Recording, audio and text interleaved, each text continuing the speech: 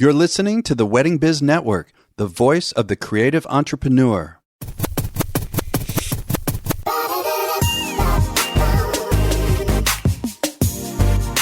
Hey everyone, it's Andy Kushner, host of the Wedding Biz, in which I conduct in-depth and revealing interviews of icons and those who I feel are the next generation icons of the weddings and event industry.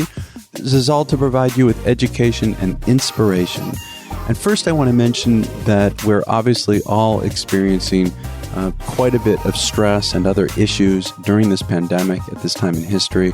So I put together a list of the top 10 tips for dealing with stress that I've taken from my various interviews with icons of the weddings and event industry.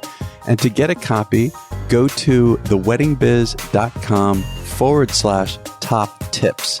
Again, theweddingbiz.com/top tips. First, I want to mention last week's episode, and that was with Alex LaRue, founder and CEO of ALR Music, based in London. Of course, since I'm in the music part of the industry, I had a great time with Alex. And so now I want to introduce today's guest, and that is Kunbi Odubogun, and she is the founder of Perfete, a celebration-centered publication, providing tips and tools for celebrating all of life's happy moments, from stylish parties and weddings to decor, inspiration, and gift guides. Kunbi is also the host of the Perfete Podcast, a bi-weekly podcast featuring relatable stories from female thought leaders, creatives, and professionals who share their tangible takeaways for living one's perfect life. And Kunbi and I got into so many just really interesting topics, not only her entire backstory and this wonderful, wonderful site that she created, but also talked about when she appeared on an Engage panel discussing racial injustice. We also talked about that to get her perspective on it, and so much more. So enjoy my conversation with Kunbi Odubogun. Kunbi, it is such a pleasure to have you on the podcast. Thanks for doing this. Thanks, Andy. Thank you so much for having me. Sure. And you know, when I was looking through your website, it is stunning, Kunbi. It is beautiful, and it is so thorough and detailed. I was really impressed. Oh my God, I love that. Thank you so much. Thanks for seeing that, because I'm all about the detail. Oh, I could tell. And you know, what's just amazing to me is I don't know how. I mean, we're about to get into your life in a minute. I don't know how you're doing so many things, because, you know, from looking at your site, again, we'll get into, I also discovered that you're a practicing business attorney. Yes.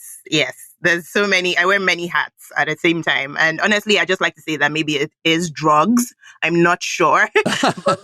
But it isn't. It's just, like I'm juggling a bunch of things. Not as greatly as I would like, but we'll get into it. Yeah. Well, let's begin with, I always like to find out from people how they grew up and if there was anything that really influenced who they are today. When you grew up in your family, first of all, where are you from? I am from Nigeria. And when did you move over to the States? I moved here in 2002 when I was 15. So I moved here for college in 2002. Oh, interesting. So what was that transition like for you? I mean, I must have been just complete culture shock.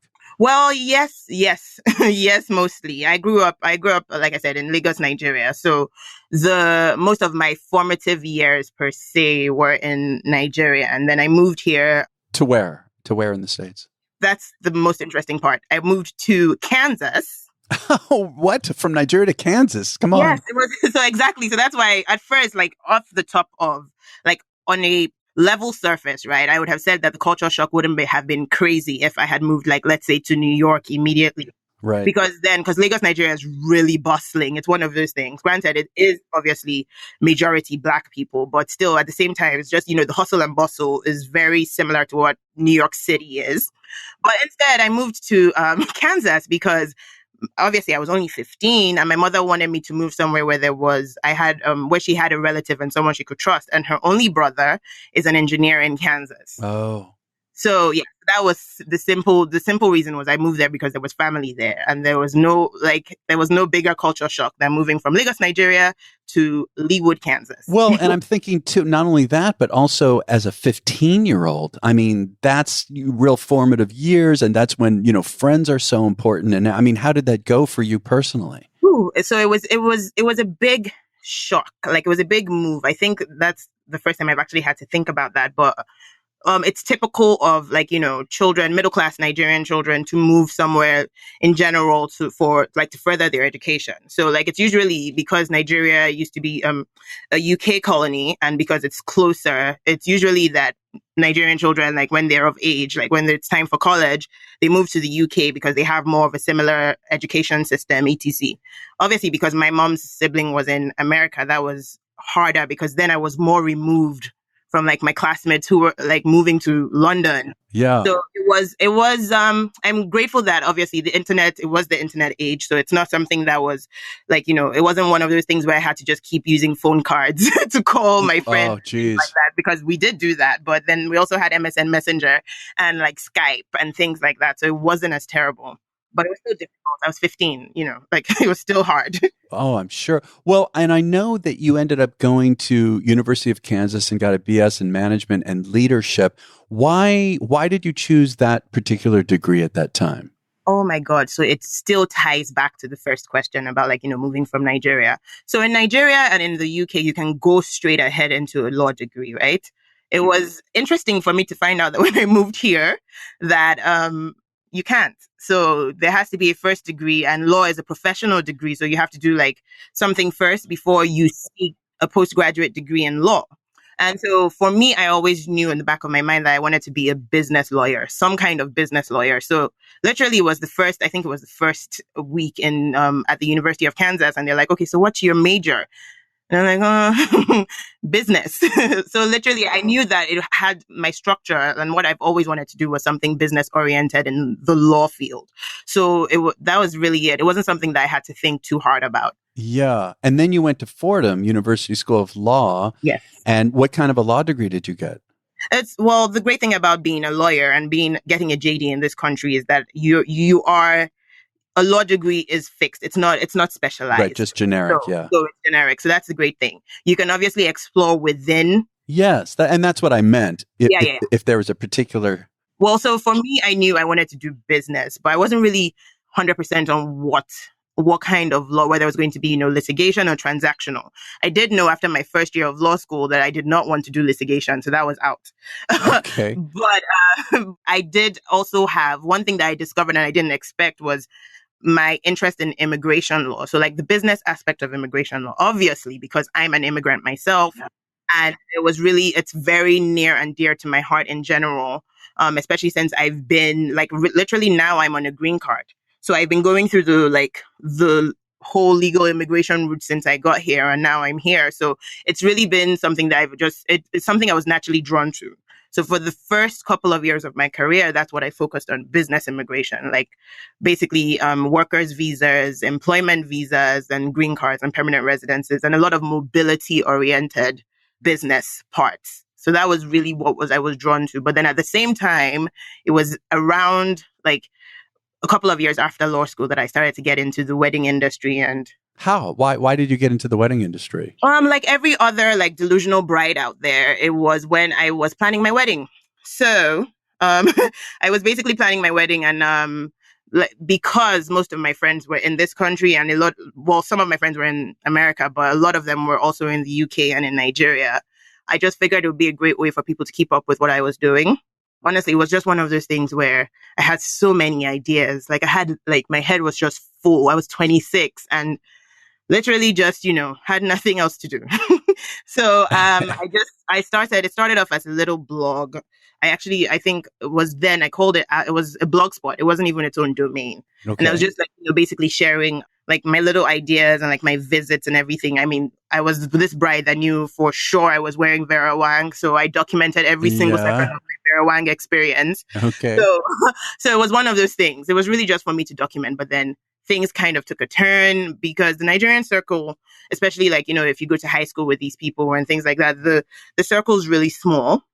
And so like it spread like wildfire after like 6 months. Like, oh, this girl's getting married in America, especially since a lot of us were coming of that around that. Oh, yeah. So it was like, okay, hey, this girl's getting married in America. Like, look at what she's doing. Check out her blog for information about how you can have your own wedding in America as well.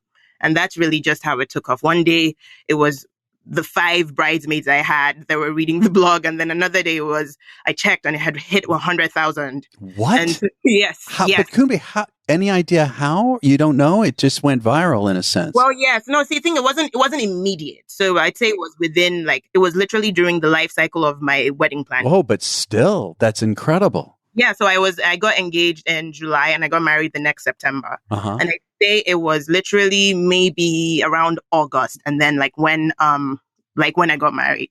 I got married in 2012, so people hadn't started using wedding hashtags then. I feel like I was one of the first people to start using wedding hashtags. And so I had just hashtagged it on Instagram, and Instagram was fairly new, at least for us. Yes. And so it was one of those things where my friends were like super, I have a very, very supportive tribe. It's one of those, it's unexplainable. You would think I pay them to do it, but no, they're just really, really passionate. And obviously because I'm very detailed. So I was very, very particular about the wedding I wanted to have. I had 2 weddings because I'm Nigerian. And one of the traditional wedding was in Nigeria. And then my actual, what we call the white wedding was in Orlando, Florida. Oh, okay. So a destination wedding. It was a destination wedding. And it was a destination wedding because I come from a royal family in Nigeria, right? Okay. And yeah, so I always laugh when I say that because people half expect you to be saying that you're a Nigerian prince sending those Yahoo scams, but no, it's not that. And that's really such a small fraction of like any crime, obviously. But it was I come from a royal family, and so my family tends to know a lot of people. Mm-hmm. And I didn't want that many people at my wedding. I really wanted to have control of, who was invited and the experience that they had when they were there. So just for a moment, so you're saying you planned it, basically? I would never disrespect my wedding planner like that because she is still recovering from the PTSD of that Nigerian wedding. So okay. I would say, I had a whole lot of ideas. The problem with being so involved in your own wedding planning is that you want to, you have all these ideas and then you start getting cross-eyed and everything, just thinking about how to implement it. So I planned this in complete leadership of my wedding planner, Kristen Johnson in Orlando. Her company, An Affair to Remember, they took everything that I had. I just kept spamming them with all the ideas, especially all the ideas I had gathered on my blog. Yeah. And let them know what I wanted. And she took it and just took it to a completely different level. Wow. Yeah. So like I was saying, so basically I was hoping for an intimate wedding, and an intimate wedding for a Nigerian is what we had, 450 people. 450 is intimate. Oh my God. So, and I imagine you must have afterward, blogged about that you must have gotten quite a response. Yeah. So that was the reason. That's where I was going with it. So that was the reason. It was when I blogged my actual wedding that it started to spread. So it spread really fast. And that was when I started seeing numbers like 100,000 on the blog spots. And I'm like, wait, what? Yeah. I didn't have any plans beyond just planning and documenting my wedding. It wasn't something I'd obviously, I used to be a huge fan of Style Me Pretty and everything. So I was aware of blogs per se. Right. But it wasn't necessarily something that I thought I would go into, especially since literally I still have to go to work every morning and represent clients and things like that. So it wasn't necessarily that, but it just, once I saw how fast it took off, and once I realized I couldn't really get rid of the bug I had in me to help and share information, which is what people were finding out from the blog.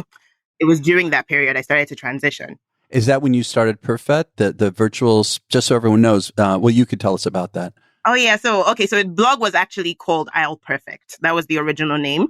And so it was in 2013 when I officially started I'll Perfect. It was I'llPerfect.com.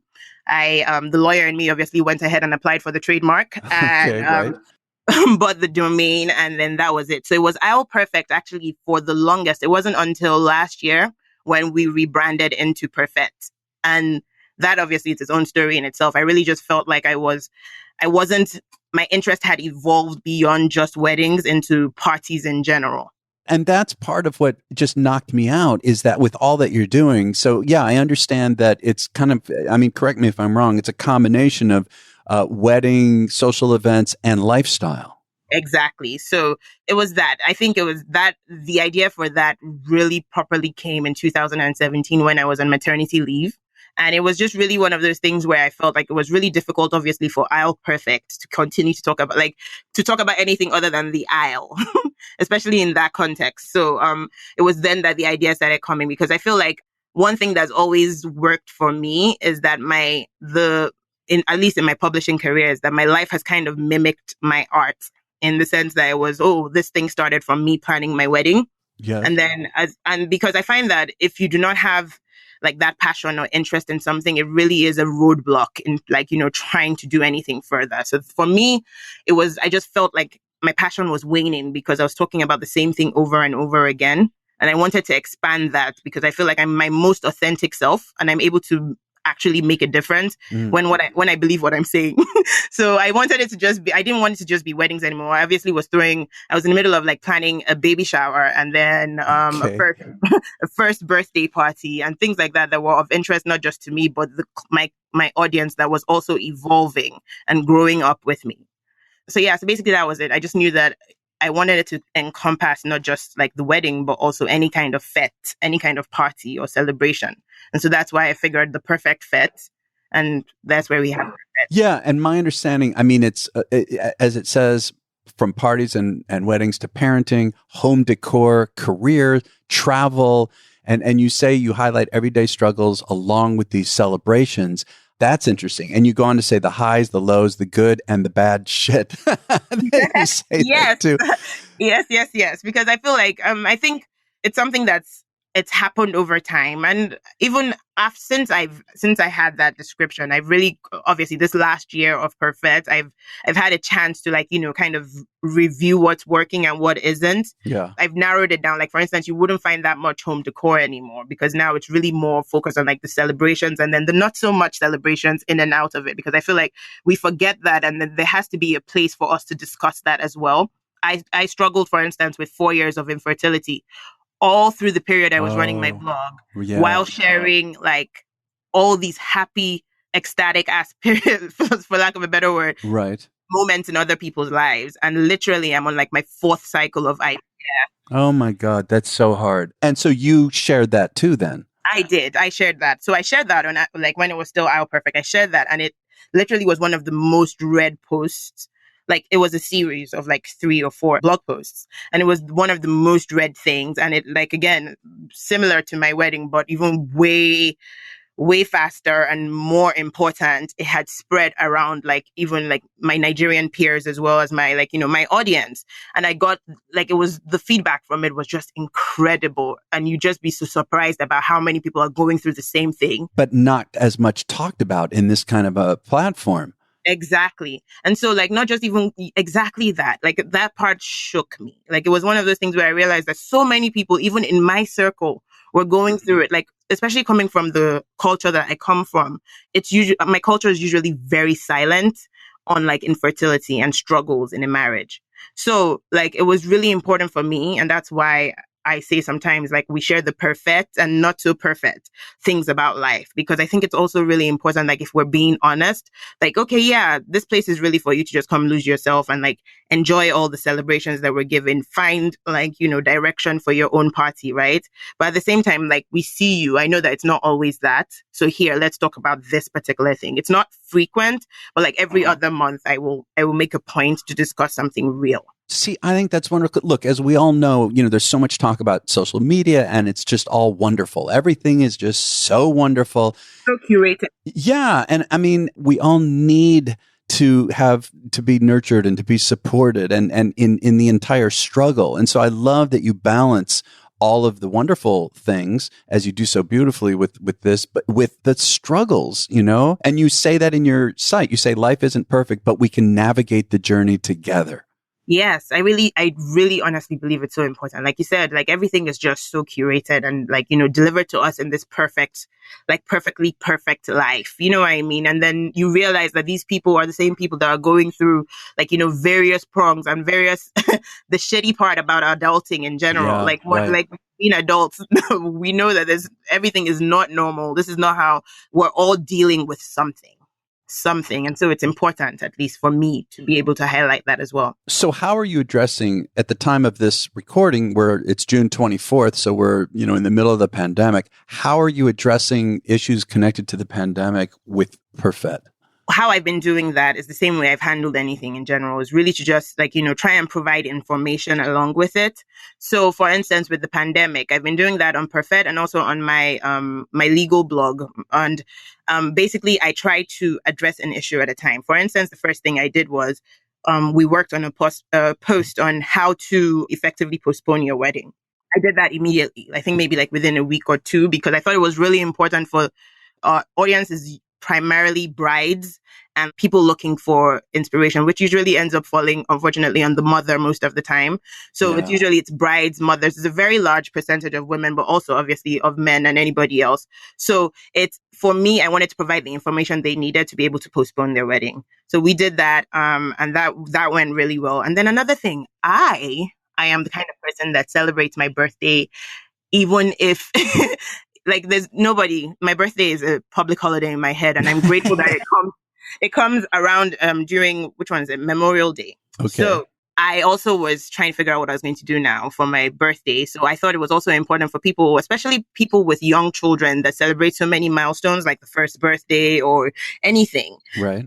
I also did a post on how to celebrate your birthday or have a celebration during the quarantine. That went completely viral. That Wow. post was, obviously people were looking for the same thing. So, I mean, they seem like frivolous things, but celebrations are also really important to me. And I know how important, like, how much effort and time goes into not just weddings, but like celebrations in my culture and in any culture, to be honest. So, those posts, we did that. And then, for instance, another post that we're working on for next week now is we're sharing stories of how like wedding professionals and event professionals in general have pivoted their businesses. That's right. Big one. Right? Because I think it's really important that I know, especially speaking to a lot of clients over in this period, it's been really heavy for a lot of people realizing how, the thin line between a business and a no business. Yes. So I think it's also important to highlight how people have been able to pivot, and also sharing in the same post, we plan on sharing tips on how and when to pivot. So that's how I'm using my voice. It's through these kind of like, it might not be spot on in the sense of like, some other things, but I think it's also really important to have the tools to be able to handle this pandemic. On my legal blog, on the other hand, I've been sharing things like, the clauses to look out for in your contract right now, because I know that a lot of small business professionals across the board, even larger businesses, are having contract issues at the moment, as is expected when you're not expecting something. Right. So basically, most of my content has been focused on like, trying to provide information and tools on how you can navigate this really confusing time. And I want to say, that in the show notes, we'll get all these links from you so that people can easily find what we're talking about.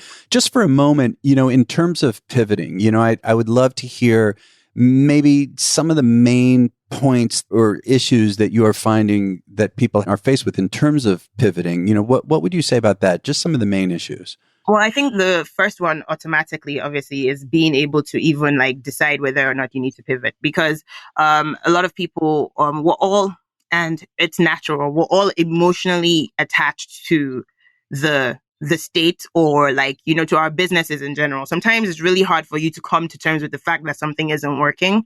Of course, like it's natural, especially if you've invested so much into it and this is what you know how to do. And this is what you've seen that has worked in the past. So I think one of those things is being able to properly like, look into the numbers, and then maybe even try and properly understand what your customer base is digesting. Like if they are still digesting the same way, if their needs are still the same, or if their needs have evolved and you need to meet them there. Sometimes you're able to, sometimes you're not, but at least it's something that you should at least even come to terms with. So for me, that's one. The second one is being able to see if you're even financially able to like, carry on that load.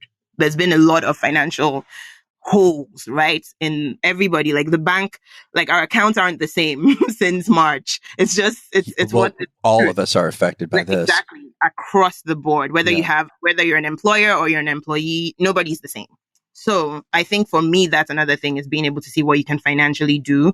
If possible, try and pull your audience, pull your customer base, and see if like you can send them out a little survey and be like, hey, I just want to be able to serve you better, and no hard feelings. Just please honestly respond to these questions. And then that way you're able to properly see and like understand what their needs are and if their needs still include you. But what kind of questions? Are there any particular key ones that people could focus? Yeah. I think one question that I would honestly ask is how much would you comfortably pay for this service? Or and also do on a scale of 1 to 10, how important is this to you? Because it's good to also gauge where the need lies and if it's one of those lukewarm needs or if it's actually a high need. And then also being able to see that if like I would try something like maybe put 4 items and be like prioritize which one what each service or product mean like how much you would need a particular thing. I think making it more like don't be afraid to also make it a bit specific, but then you can hide it in other information. Like, okay, I'm going to throw out a couple of ideas here or a couple of products here. Like prioritize which one is going to need. I was just thinking while you're saying this, like I know I struggled with this myself. I tend for, all the various businesses that I've been dealing with over decades I assume that consumers are going to like what I like. I get what I think is a great idea, and I'm realizing you got to test it out. You have to 100%. I think it's human of you to think that, right? Because you feel that passion. Like you're like, right. Why wouldn't they want to know about it? And conviction too. Exactly. The conviction is what will drive you. It's like, woof. Like, I don't understand. Like, this is going to be epic. This is going to be epic. And then you find out that it's only like 2 out of 1,000 people that are interested in that service. Or 2 out of like, your entire network. And obviously that doesn't work. And it's really hard for you. I think our egos sometimes really stand in our way in like trying to see clearly that, I don't know.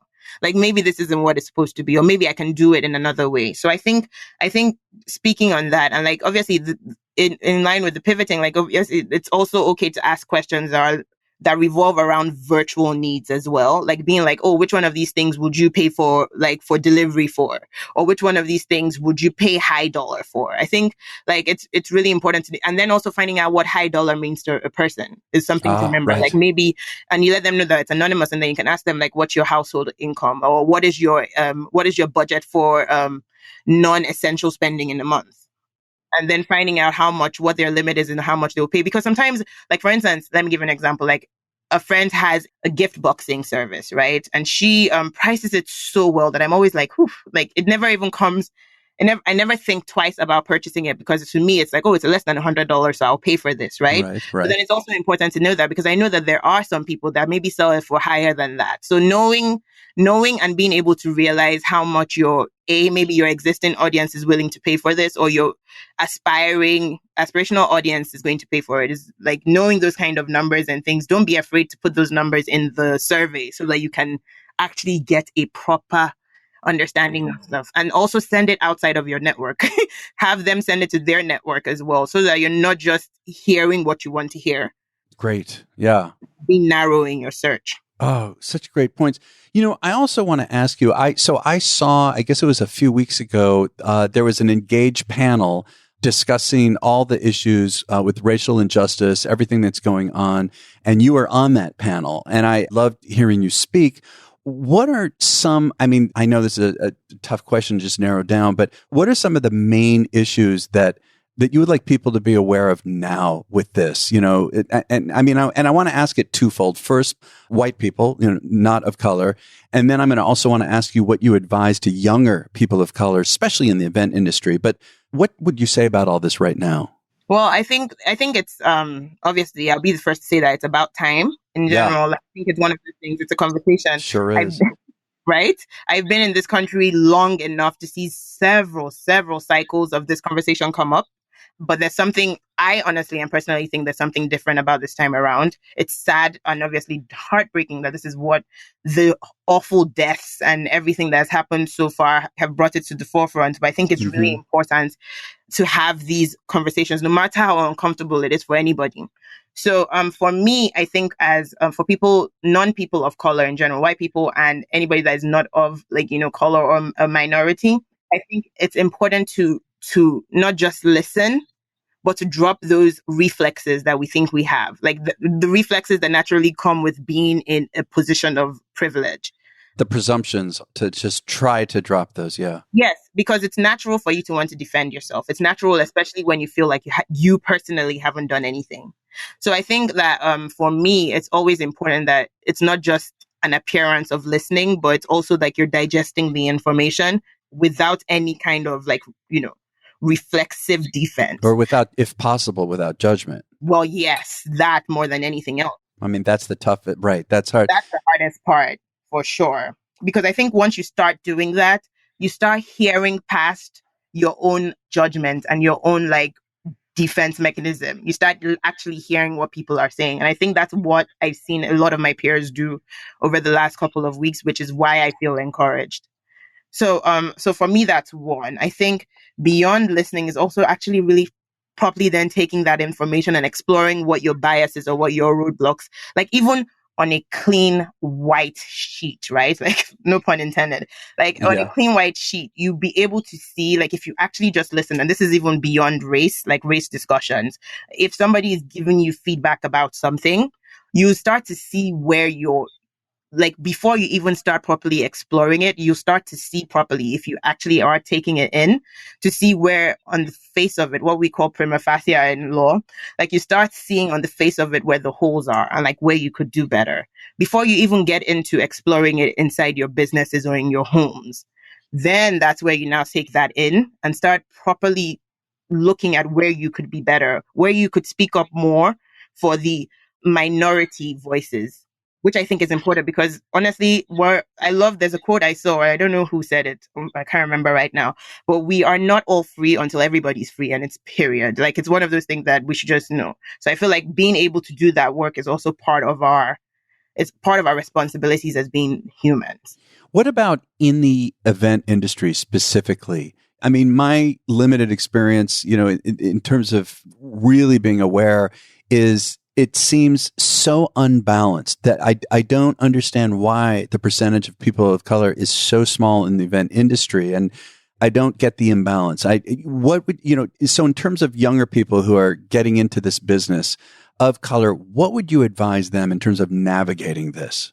I think if I'm speaking, you said to people of color, right? Yes, like, in the event industry, younger people who this is new to. Exactly. For younger people, I think that's it. Exactly. Because Andy, like if you think about it, as a person of color coming into the business and seeing that imbalance, at least on the face of it, that the people that look like them, the people that they want to see aren't properly represented, right, obviously is automatically discouraged. And I think that for me, the voice is always to make sure that you do not ever feel afraid to disrupt.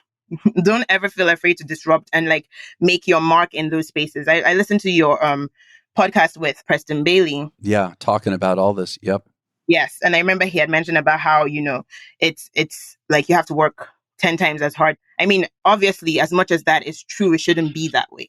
And so that's the thing, because I don't want a situation where I have to raise my child to tell him that he has to be 10 times more than another person for him to succeed in this life after everything, because he's also a human. So it's sad, but I mean, obviously, person's right. Like that's what's happening, and that's what we found ourselves having to do. But I think that the hope is that we never have to do that anymore, and I can be as basic as I want to be, and I can be as awesome as I want to be, like the next person. Like if I want to be the person that is completely 50% and mediocre, I have the right to do that as well. That's a whole story. But I think that for anybody that's coming into the industry new, I think it's really important that you also, there are also so many publications. There are a few publications at least, and so many amazing vendors that are people of color, that it's great for you to also reach out to somebody, maybe someone that's a veteran in the game, and seek and like maybe not just request the mentoring. Like sometimes people don't have the spaces to mentor another person at the moment or anything like that, but at least even just explore the variations of the people that you want to be or the people you want to be like, but also do not be afraid to disrupt any of the places that you feel like you want to be as well. But what do you mean by that? Attend those conferences. If you don't see, you obviously want to go where you are comfortable. But I also think it's really important that you also do not let anybody lock you out of a space. So like it's really important for you to enter. Like if I wanted to go to, I don't even know, a Create at Heart or something like that, or an Engage, going to that spaces and make yourself known. But at the same time, don't be afraid to raise your voice and let them know that, oh, hey, you can also mention, like has happened with a few conferences and with a few things in general, you can also obviously bring it to their attention that, hey, this doesn't look balanced and I would like to see more people like me here. But then I also think that you should also do not remove yourself if that's where you also want to be. Like I think that do not let anybody make you feel uncomfortable about being in a space that you want to be and persist in those spaces to make your voice heard. Obviously, at the same time, you go where you go to places that you feel comfortable, go to places where you've seen excellence happen for people in your of color in general, but also do not be afraid to disrupt everywhere else. I think it's really important in general, and that's how we not only make our voices heard, but we continue to create representation for the next person that's coming in, right, and wants to see their own face there. Well, and also, relatively speaking, to disrupt now is going to be more acceptable and taken in more, absorbed by people around them more than in the past, given what's going on now. I think there is more and more opening up of attitudes. Exactly. And keep doing that. Like you're right. Obviously, it's going to be, especially with the change that is happening right now, at least the apparent change, it's going to be like everybody's going to be looking for more voices, more people of color to speak up and things like that. So speak up. And like Black people, like any other person of color, we're not monolithic. There's so many aspects of this world that we are different. The variants are so much in terms of like Black people here, Black people there, Black people even inside the same room. So I think that it's important that we just keep sending out those speaker requests, keep sending out like applications to these positions. You just keep disrupting and doing what you know how to do best, which is excellence. And at the same time, also perfect the craft, which is a response to anybody. Like That's perfect right. your craft and just keep being the excellence that you are. Yeah. I love it. Great advice. Before we wrap up, I also wanted to ask, I understand you're the host of the Perfete Podcast, which is a bi-weekly podcast featuring relatable stories from female thought leaders, creatives, and professionals who share their tangible takeaways for living one's perfect life. I wanted to just get that in there because I'm very impressed. Yay! Tell me a little bit more about your podcast. So the podcast, we finished season 1, so I'm working on season 2 right now, but it's exactly that. It's one of those things. I mean, honestly, she should just be called the Perfect Woman at this point. Oh. But it's basically, what I try to do is amplify voices around me, not just in America, but obviously across the pond as well, in Nigeria and in the UK, everywhere. And I try to share, relevant voices that I think people need to hear in their everyday life. And what I mean by that is, and I try to batch them into themes. So the first season was really about getting started with a business or getting started with anything, any idea in general. And so we kind of went in between that. I spoke to a bunch of people about how they got started in their lives, how they got started in their businesses and careers. And it's really just to inspire all the women, whether you're at home or you're at work or you are new to your industry or a veteran in your industry. I think it's really important that we have those reminders. It also gives me a platform to discuss those perfect and non-perfect things that are happening so that we can all just, be able, I call it it's basically bread. It's just information to keep you going and help you feel like you have this thing called adulting figured out, to be honest. Right. When does the next season come out? Do you have a date? It's July 15th. July 15th. Okay, so it'll be probably right around in the month that I release this podcast. I'd love to get links. I'll get all of that and put it in the show notes. Well, Kunbi, this has been a complete pleasure. I just got to say again, I'm knocked out with how much you've accomplished and are continuing to accomplish and how much you're giving the industry. It's really wonderful.